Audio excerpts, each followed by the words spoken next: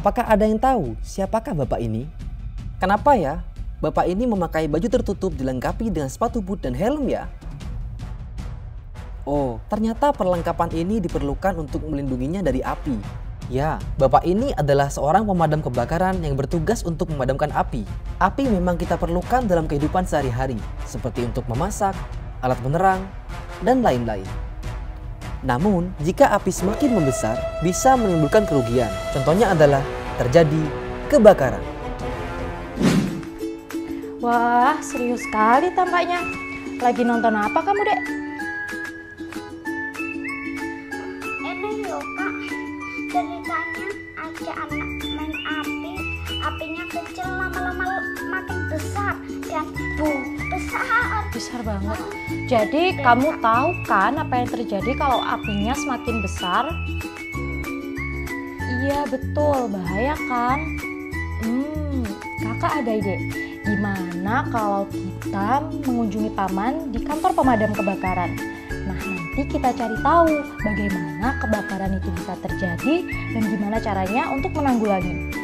Oke, let's go.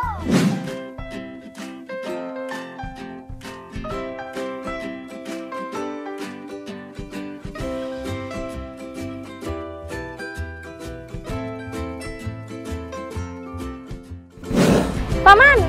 Oh iya, sebentar.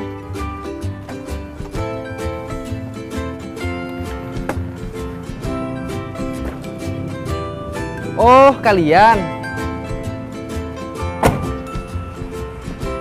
Tadi adik melihat film tentang kebakaran. Nah, kata dia ngeri loh. Oh ya? Film tentang si jago merah ya? Hah? Si jago merah siapa itu Paman? Jadi, si jago merah itu adalah api yang kalian ceritakan tadi. Api memang dibutuhkan dalam kehidupan sehari-hari. Tapi, kalau kita tidak bisa mengendalikannya, maka dia bisa sangat berbahaya. Jangan sampai lengah, karena bisa terjadi kebakaran. Kalau sudah ada kebakaran, maka paman dan teman-teman paman yang harus memadamkannya. Maka dari itu Paman, kami datang kemari karena ingin mengetahui bagaimana Paman dan teman-teman Paman bertugas memadamkan api. Oh, kalau begitu, yuk sekarang paman akan ajak kalian berkeliling di tempat ini melihat peralatan pemadam kebakaran. Yuk!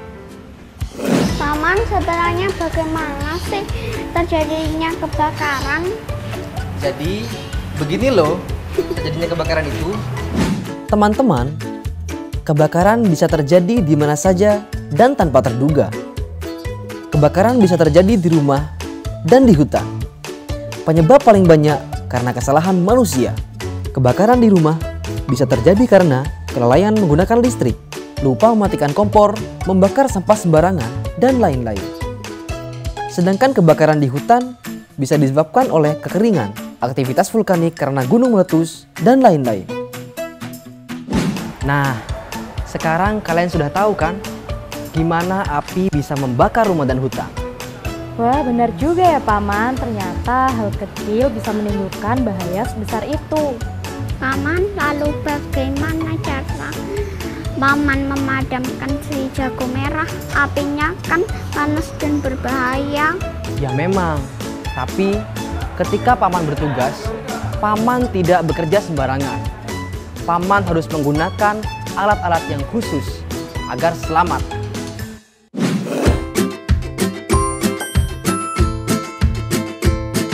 Teman-teman, pemadam kebakaran dilengkapi dengan berbagai peralatan yang membantunya selama menjalankan tugas. Beberapa perlengkapan yang dibutuhkan seperti selang air, lampu, kapak, gergaji, kotak P3K, tangga, dan lain-lain harus secara rutin diperiksa. Semua perlengkapan dimasukkan ke dalam truk pemadam kebakaran yang berwarna merah dengan bagian belakang berupa tangki pengangkut air. Selain perlengkapan itu, ada juga perlengkapan pribadi yang akan melindungi pemadam kebakaran saat menghadapi api. Pemadam kebakaran diwajibkan memakai baju anti api atau anti panas. Pada pakaian ini, terdapat spotlight mengkilap yang dapat terlihat saat bertugas di malam hari. Selain itu, pemadam kebakaran juga dilengkapi dengan sepatu boot dan helm. Wah, banyak juga yang harus dipersiapkan, Yang. Pastinya, karena tugas pemadam kebakaran berhubungan dengan nyawa, baik orang yang diselamatkan maupun diri sendiri. Jadi, kami harus memperlengkap diri agar bisa bertugas dengan baik dan tentunya tetap mengutamakan keselamatan. Berarti kalau sewaktu-waktu ada laporan kebakaran masuk, Paman dan teman-teman harus selalu siap sedia ya. Betul sekali. Kami harus selalu siap siaga. Karena jika ada laporan kebakaran, kami harus bergerak dengan cepat.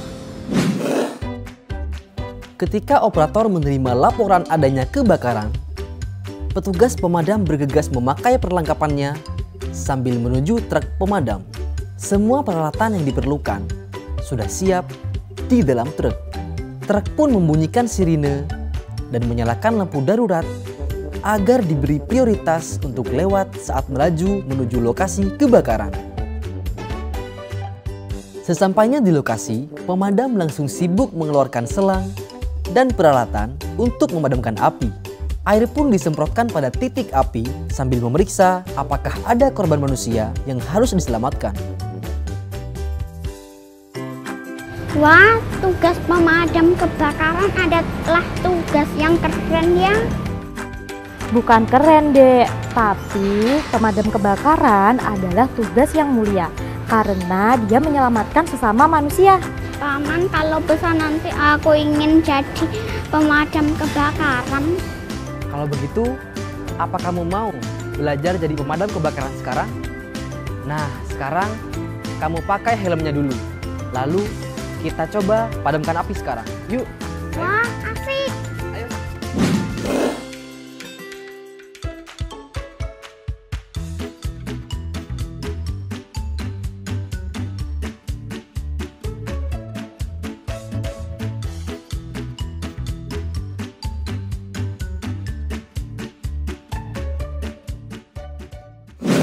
Nah, di depan kita ini sudah ada api yang menyala.